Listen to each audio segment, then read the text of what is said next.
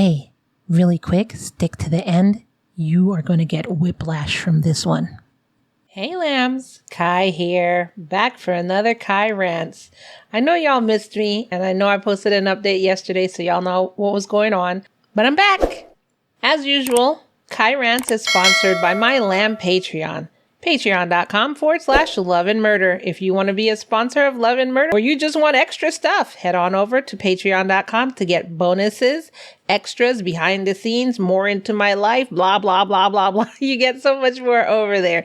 Patreon.com/Love and Murder. It is also sponsored by my brand new Etsy shop, lambmarket.etsy.com. LAMMARKET.etsy.com. All of those are in the show notes below. So let's get right on into Ky Rants. Ellen Greenberg was born on June 23rd, 1983 in New York City, New York, which I just came from there. If you want to know about my trip, become a Patreon. I have all pictures and everything in there. She was a first grade teacher at Juniata Park Academy in Juniata, Philadelphia, and lived in Manayunk, which is a suburb of Philly. At this point in time, which we're in the year 2011, she has a fiancé, and his name is Sam Goldberg. On January 26, 2011, Philly experienced a blizzard, which when that happens, you have an ice storm, you have a blizzard, whatever. Everybody goes home from work early, school closes early, you got to hunker down. So Ellen had to leave work early and go to her apartment. Well, when Sam came home from the gym to the apartment, he couldn't get in because it was locked. Which was weird because it was locked from the inside, which happens when, somebody's home already and they're just locking the door for the day. So Sam's banging on the door, and then, of course, he tries to call Ellen. She's not answering.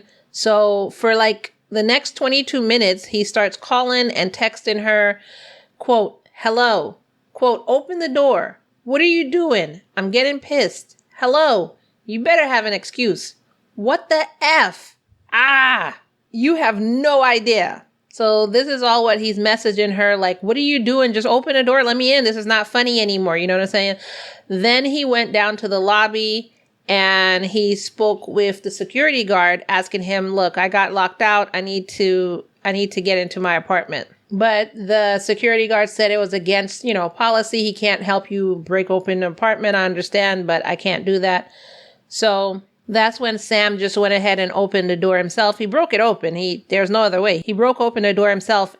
Once he got inside, that's when he saw Ellen in the kitchen with a 10-inch knife sticking out of her chest.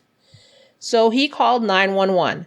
When authorities arrived at around 6:40 p.m. that day, they saw that she had been stabbed 20 times, including 10 to her neck and her back.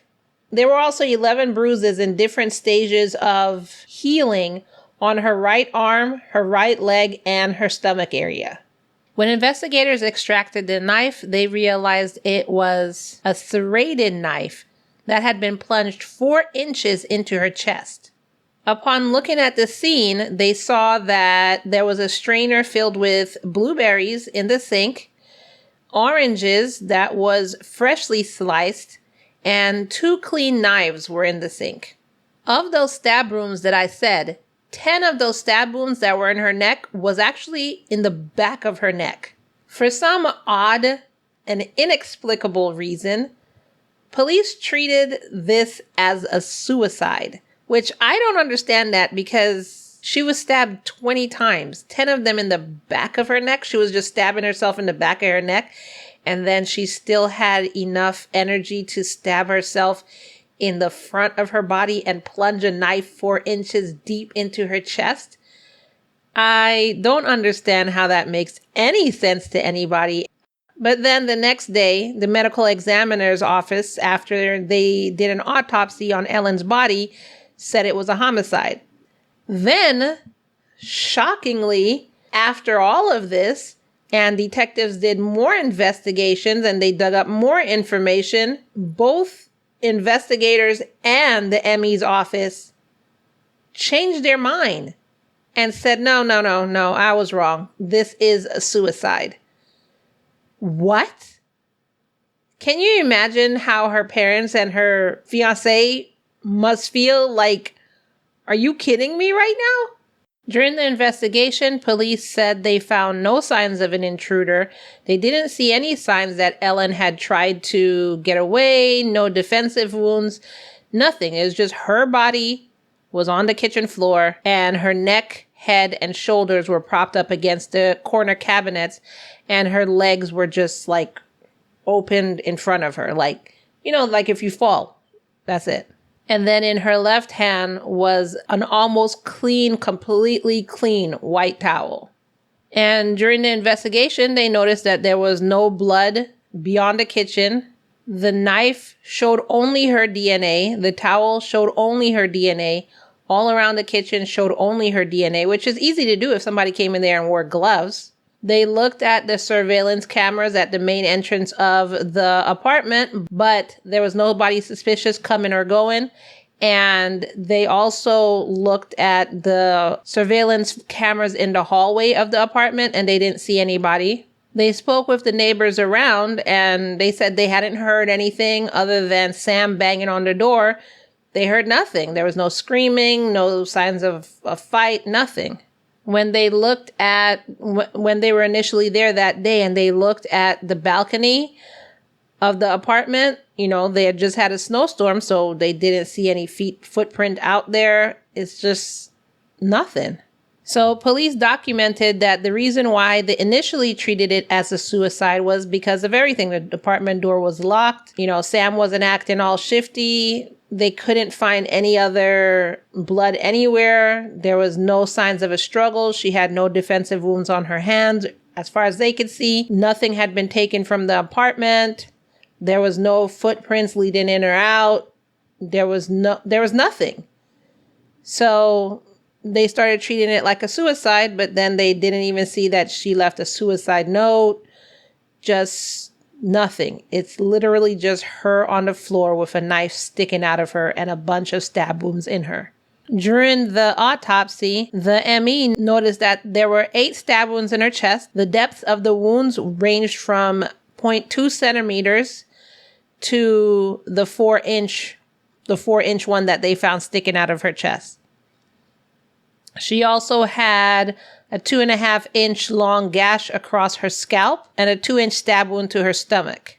And then on the back of her neck, the 10 wounds on the back of her neck ranged from like a nick to 3 inches deep. And then there were the 11 bruises on her right arm, abdomen, and right leg. And because of all of this is why the ME, Marlon Osborne, said homicide. This then went over to the Philadelphia Homicide Unit and they started their investigation. They first investigated Sam to make sure that he was telling the truth, and based on the apartment's video, the gym's video, and his key fob records, he was telling the truth. Based on the videos of the apartment, like I said, they didn't see anyone coming or going around the time of Ellen's death, and basically everything I said before.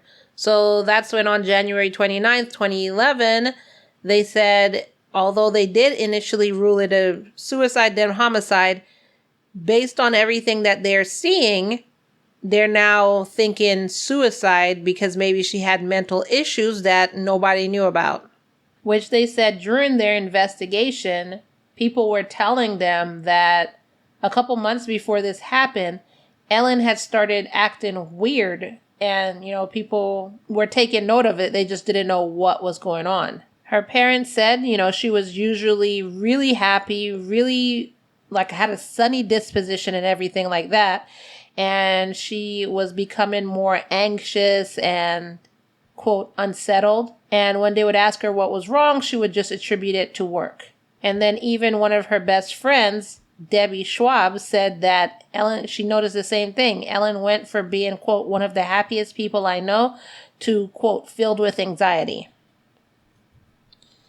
She kept saying it was because of school. She was very vague about everything. If I asked her anything, it would be a long silence. She didn't want to talk about it.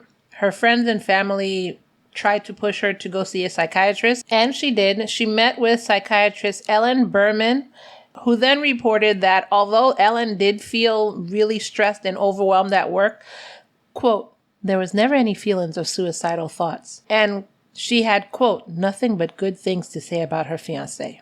The psychiatrist did say that Ellen did have severe anxiety and had prescribed her Klonopin and Ambien. Oh my God.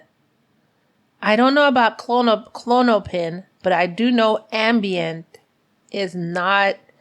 I know people have a lot of sleepwalking with Ambien, and actually, as I've seen here, both of these drugs list suicidal thoughts and behavior as possible side effects.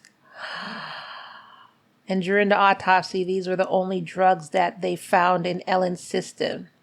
This is why, after this investigation, police then switched it from a homicide, and the ME agreed to switch it from a homicide to a suicide, because there was no evidence of anybody being in the house at all. And based on the drugs that she had in her, both of which list suicide as a side effect, thoughts of suicide as a side effect, this is why they really thought that, okay, this was a suicide. And detectives actually did do their due diligence, because they wanted to find out if by some way, when she stabbed herself, or when I don't want to say when she stabbed herself, because I'm still going to say that's allegedly, because the parents are still fighting this. But one of the stab wounds in the back of her neck, could it have severed her spine, maybe, to see if maybe she was incapable of doing the rest of them? So they did get a neuropathologist, and that neuropathologist did an exam on the body, and they did say that the spinal cord was hit, but it was not severed. The way it was hit most likely made her go numb, which aided her in being able to stab herself repeatedly. So remember I said the depth of some of the wounds were just nicks, and then it was 0.2 centimeters, stuff like that. It was just, they think that was testing to see if she could do it. And then when she did hit her spinal cord, which made her go numb, she was able to go deeper because she couldn't feel it. So I think by the end of this, my mind has been changed. It did look like a homicide, but after all the investigation, because of mainly the thing that really changed my mind was the medication she was on. Mainly because of that, my mind was changed to suicide. The only thing I would say is the way the family found out was through media reports. I don't understand why investigators didn't speak with the family first to inform them of their findings. I think if they sat down and went through all the reports, let them know of their findings and why they thought it was a suicide, I think it would have gone over better. But they found out when the rest of us found out that they were changing it from a homicide back to a suicide.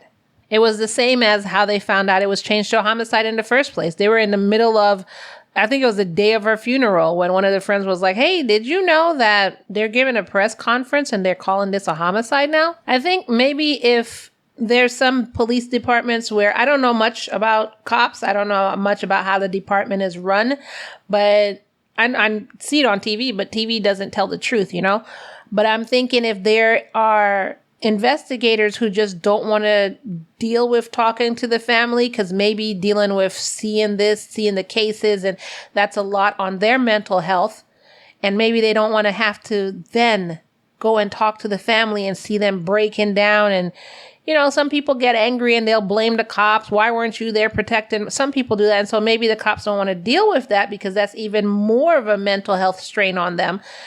I think maybe there should be a department that, this is what we found. Here, you bring it to the family, sit and talk to the family, or maybe I don't know. Maybe that's stupid, but I think this needed to be broken to the family in a different way, where you sat down and spoke to them about everything that was going on and why you changed it from suicide to homicide, homicide to suicide, instead of just putting out a press release and letting them find out with everybody else. What do y'all think? Let me know. Is it a stupid thought that I have? I mean, it could be, but I just want to know what y'all think. And if you're a police officer, please message in and let me know what you think or how it goes down, or was I right on the nose when I said like it's a lot on your mental health? Let me know. I just want to hear from you. And actually, before we move forward, I want to see more about Klonopin and Ambien. All right. According to WebMD, Klonopin, also known as clonazepam, is used to prevent and control seizures. The medicine is known as an anticonvulsant and an anti-epileptic drug, but it's also used to treat panic attacks. It works by calming your brain and nerves. Side effects of this drug includes drowsiness, dizziness, tiredness, loss of coordination, increased saliva production. A small number of people who take anticonvulsants for any condition, such as seizures, bipolar disorder, or pain, may experience depression, suicidal thoughts, attempts, or other mental mood problems.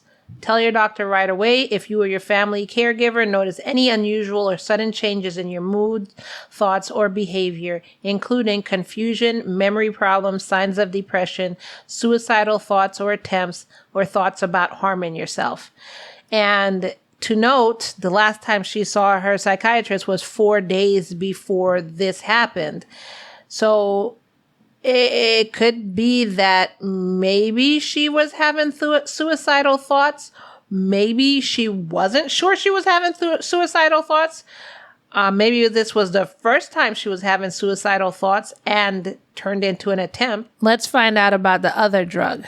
So the next drug was Ambien.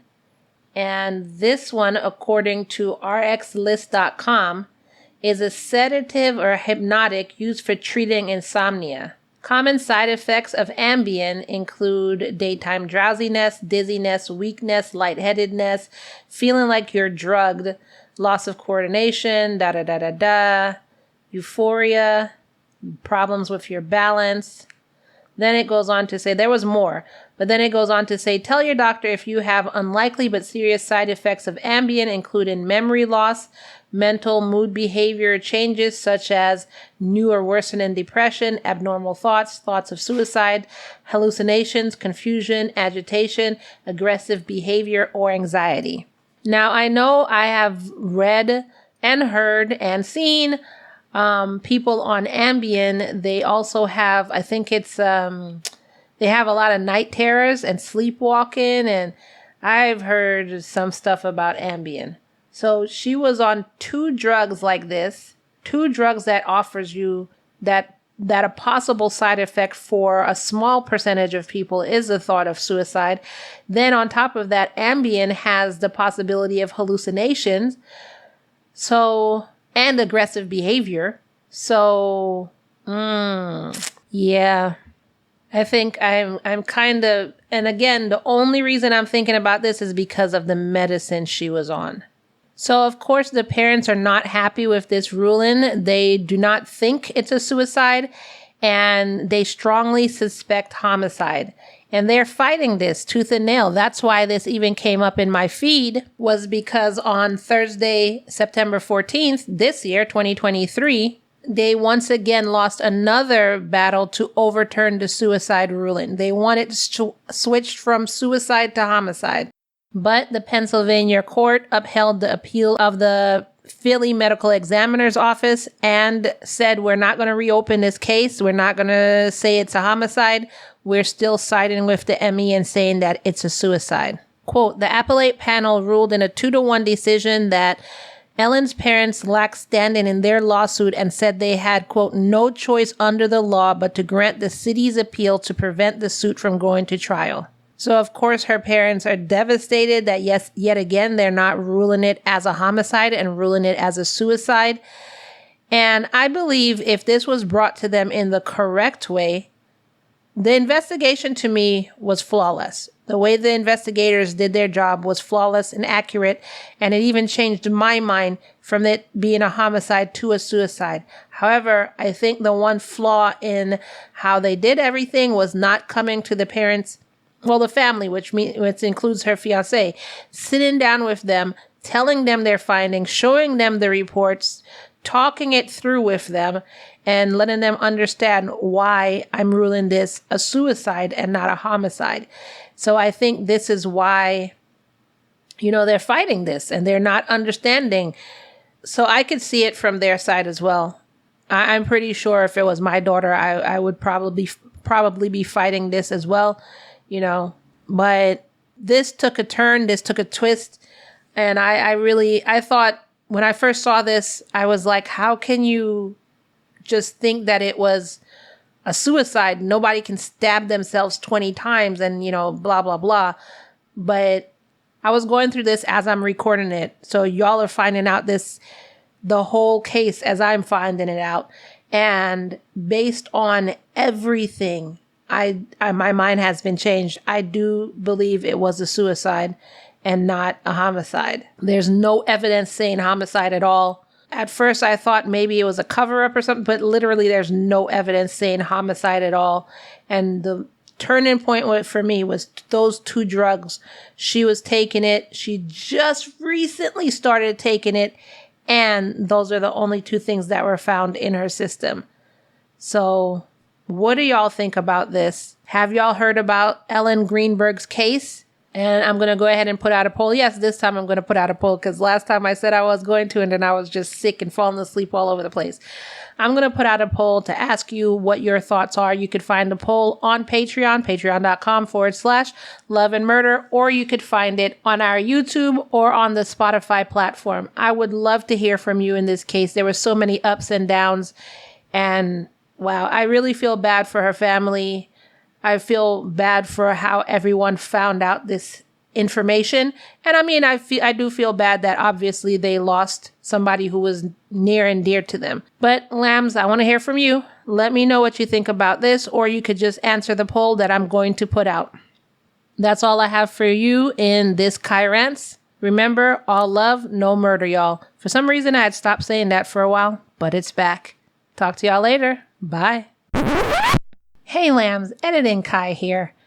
Oh my God, I was editing this episode to get it out for your commute home when my husband heard me editing and he was like, wait a second, is that Philly case where XYZ, XYZ, XYZ? And I was like, yeah.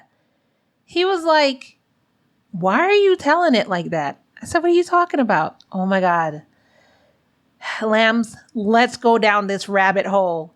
Oh, he just schooled me. And the weird thing is, okay, first of all, remember just now in the episode when I said I thought this may be a cover-up, but I couldn't figure out what were they covering up? And I'm thinking maybe it was, it couldn't, based on all the articles that had come up when I searched Ellen's name, I couldn't figure out what it could be a cover-up, but it just didn't make sense to me. So when I found the medicines that she was taking, you saw that I latched onto that, right?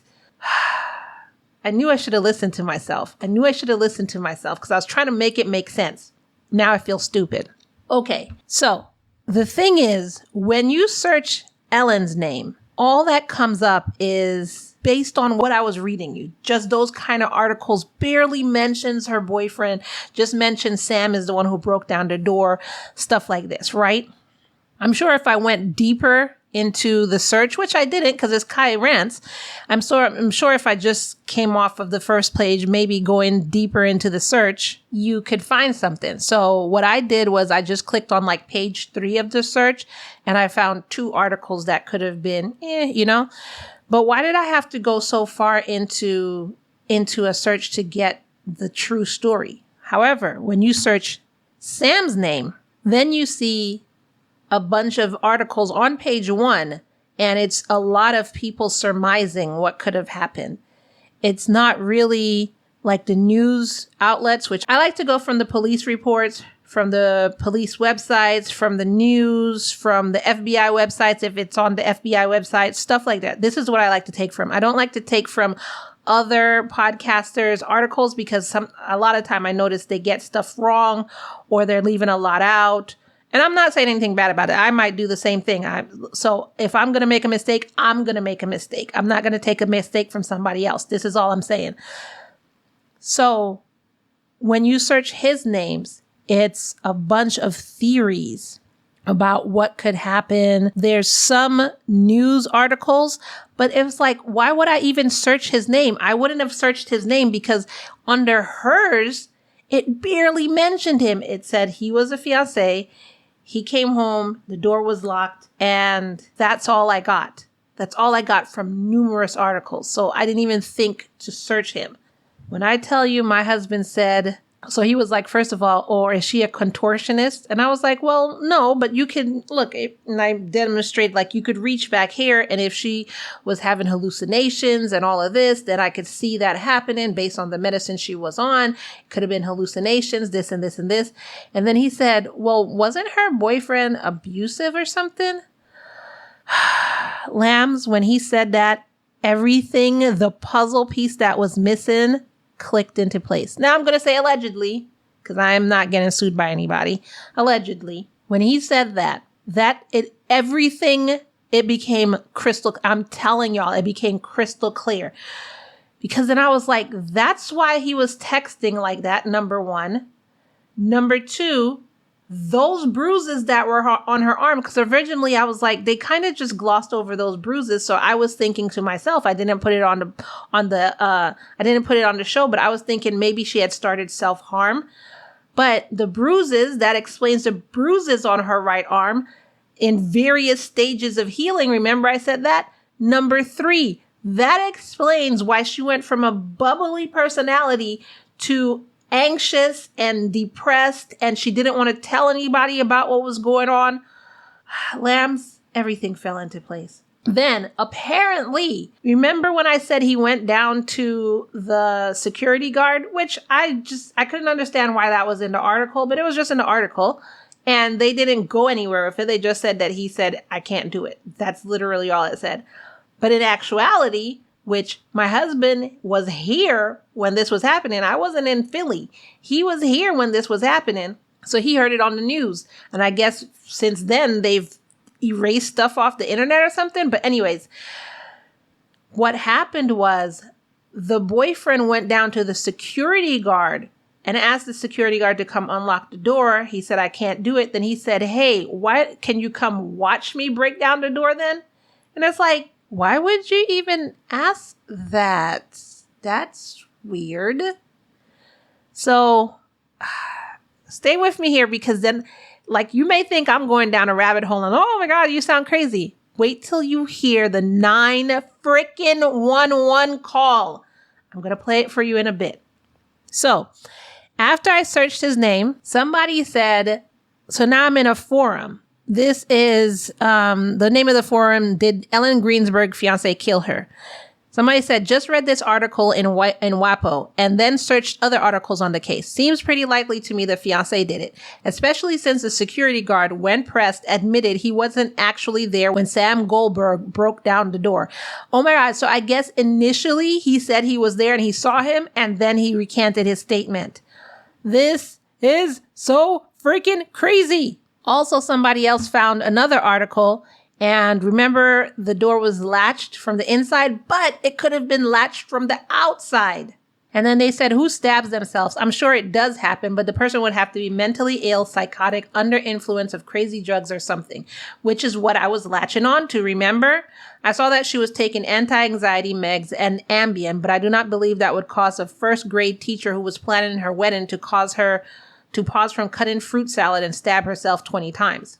But what I was thinking, because I do deal with people with mental illness, I was thinking because Ambien does cause hallucinations, maybe she was hallucinating. Maybe she was psychotic. I was trying to fill in the puzzles. I was trying to put the freaking square in a round hole. I really was trying. And then apparently so this happened on January 26, 2011, and Sam married a woman named Caroline Schnee in early January 2014, 3 years later. Wow.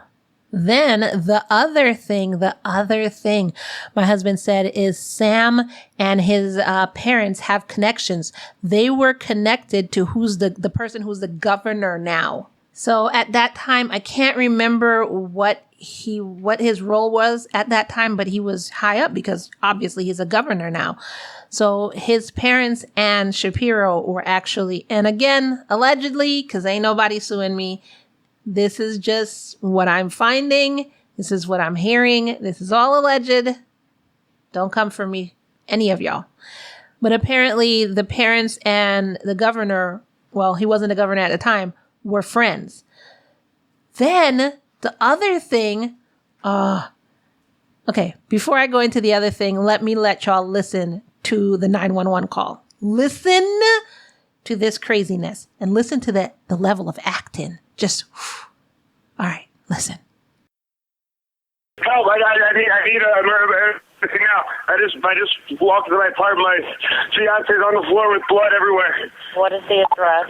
4601 Flat Rock Road. Please come. Help 4601 Flat Rock Road. Is this a house or apartment? Oh no! Oh no! It's an apartment. What apartment number? Please hurry, please. Where is she bleeding from? I don't know. I can't tell. So you have to calm yourself down in order to get you some help. I'm sorry. I don't know. I'm looking at her right now.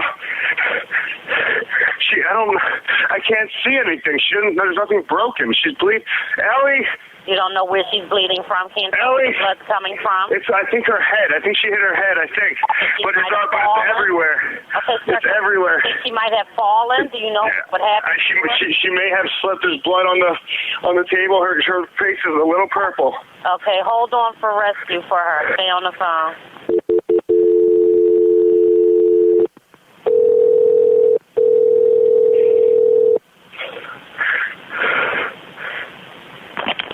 Fire Department 842. What's the address? No, 4601 Flat Rock Road. Please hurry.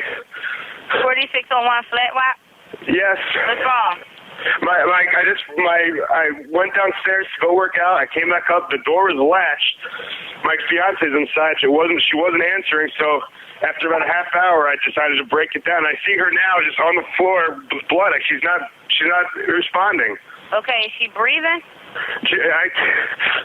Look at her chest. I need you to calm down, and I need you to look at her chest. It's really. I really don't think she is. Listen to me. Someone's on the way.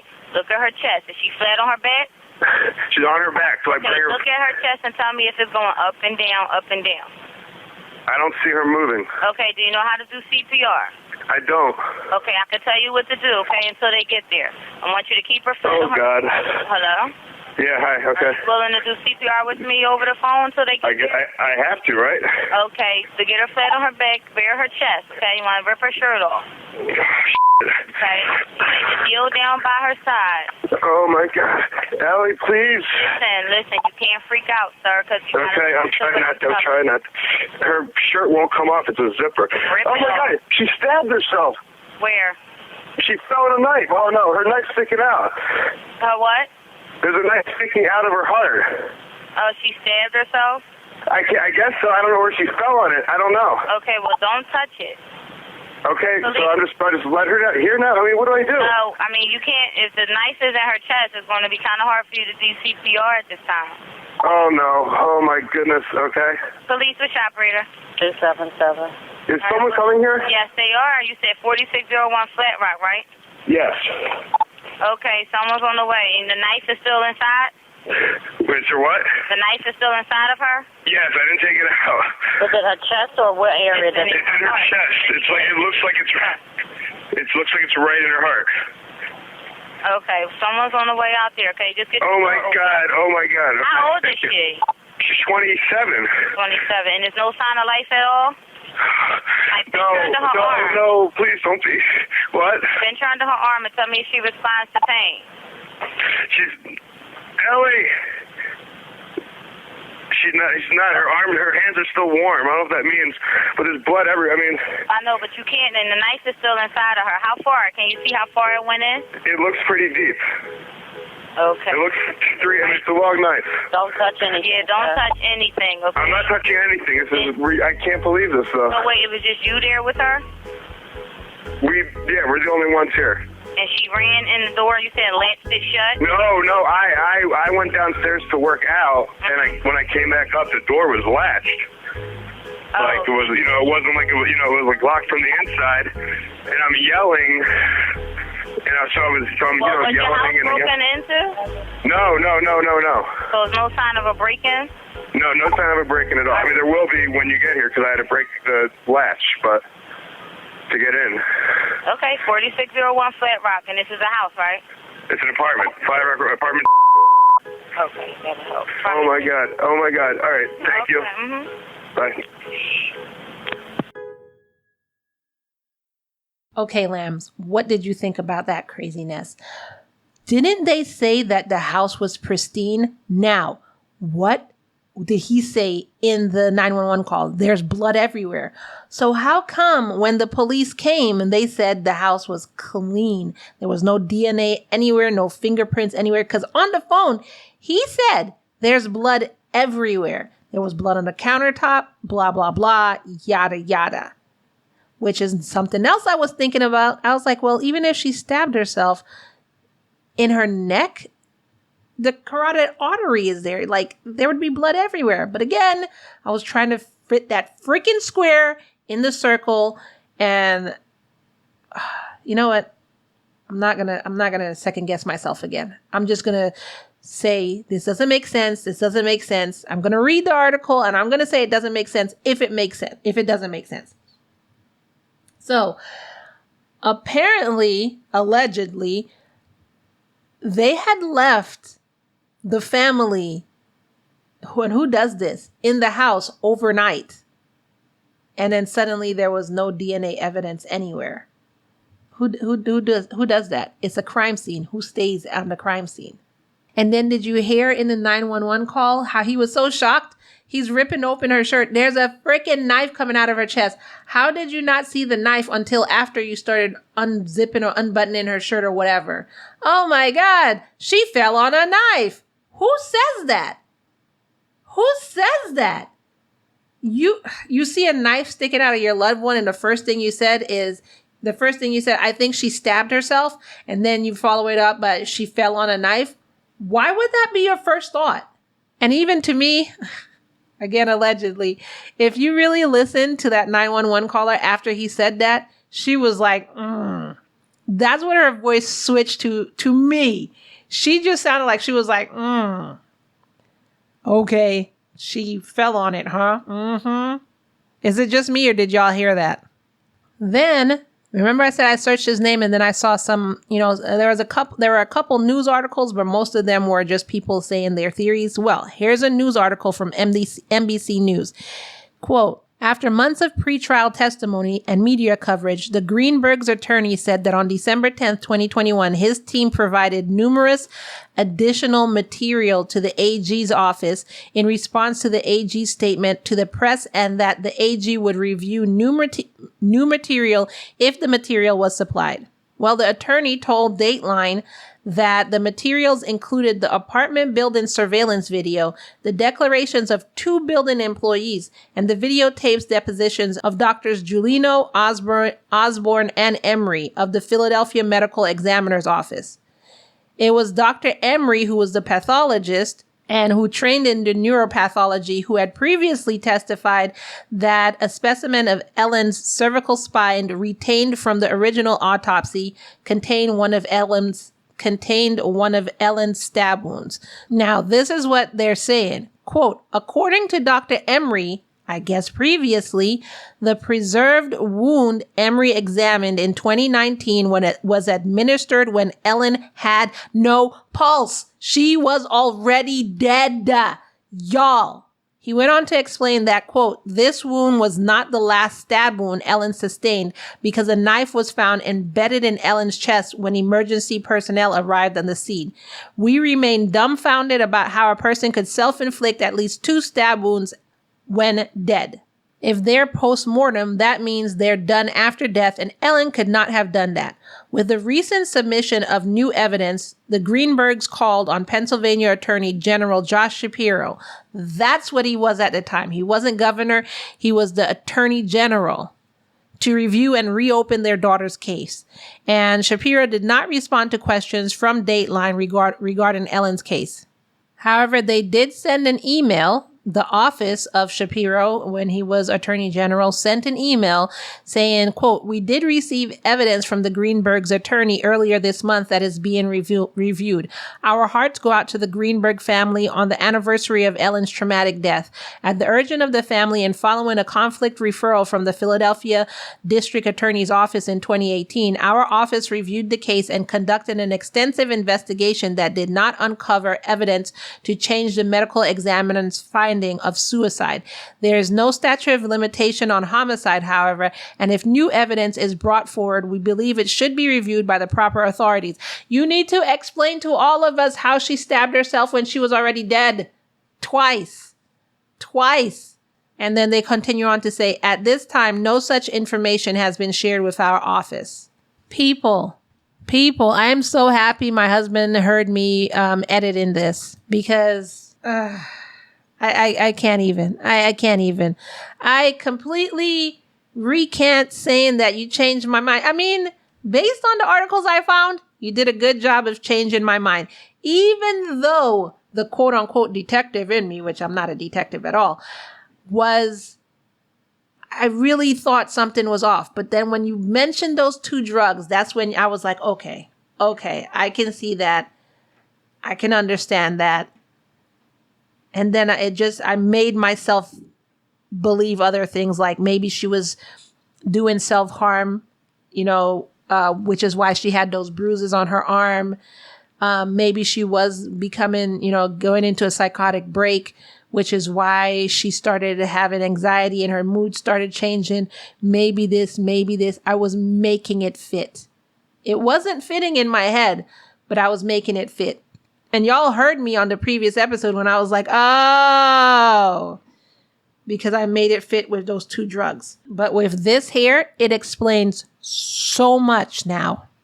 Somebody else said on Reddit, they said, theory on the death of Ellen Greenberg. This is from user from the X Ashes. They said, "When I first read about the case, I instantly thought the fiance could have killed her. He had set up an alibi, even if it was shaky. He had been the last one to see her, and I feel would be why she didn't put up a struggle. However, her death reminded me of an old episode of the TV show CSI. It was episode XX from season 4. That's what they have here, XX. They continue on. The young man had a gambling problem, wiped out his younger brother's money, and was in considerable debt. It's been a while and was in considerable debt. It's been a while since I've seen the episode, so I apologize if I give sketchy details. Anyway, the young man had a life insurance policy that would wipe away the debt. So he wedged a knife into a kitchen door frame and then ran himself into the knife several times. He had wounds on his back and front, almost like Ellen did. If I remember correctly, the knife was left in his stomach, just like the knife left in Ellen. It sounds like a stretch, but it would explain the hesitation marks. It would explain the lack of struggle. Ellen had been recently seen a doctor for a sudden onset of anxiety and had been prescribed medicine for it as well as a sleep aid. It's possible the new medicine made her suicidal, which isn't uncommon. There had been searches on her computer for suicide and painless suicide. While stabbing yourself isn't painless, maybe she got into a fight with her fiancé and reacted erratically. I no longer agree with that. The author continues, "This is just a theory I came up with. We may never know exactly what happened to Ellen. Hopefully her parents find peace or answers that give them peace." And then some people were saying, but wasn't there no blood anywhere? If you were ramming yourself with a knife, there would be blood splatter. Then he said from the show he watched, the CSI episode, there wasn't a huge amount of blood splatter. But in the article I read, it was just pristine. The place was clean. Somebody else, Pineapple Wasi, said the blood evidence on her face indicated that she had been moved. Also, it was assumed she was in the middle of cutting fruit, as there was freshly sliced fruit in a strainer on the counter. The computer later went under a more in-depth analysis, and it was found that although those terms about suicide were recovered, it was because Ellen had searched the side effects of her anxiety medication. Goldberg's family took Ellen's computer from the apartment shortly after she died. Why would they do that? Apparently, Sam's uncle also showed up at the scene first before EMS and police. For me, there's just too many red flags that point at something more sinister than suicide. Affectionate Ring 971 said there was a case in New Zealand where a man died by self-inflicted wounds. He locked himself into a home too. The pathologist found out that he had just recently changed from one psych med to another, and he should have been warned to wait until the first one was out of his system. There was a medical name for it, and it is really rare too. He trashed the home, and it looked like an intruder, door locked from inside, no windows or anything open. See, this is why I thought the medicine, because I've heard these psych medicines in a few number of people, I'm not saying in everyone, could have these kinds of effects. However, a lot of things are not adding up. What do y'all think now? My mind has been completely changed back to homicide, and it won't be changed, because the suicide was me forcing myself to accept that. Homicide makes more sense because of so many becauses. Now, let me know what you think. And the poll that I was originally going to put out, I'm changing that. Let me know what you think in the comments below, or go ahead and answer the poll. Woo, that was a back and forth journey. I had to come back here and really just hurry up and add this part in for y'all. Anyways, again, all love and no murder, and I'll see y'all in the next episode. Bye.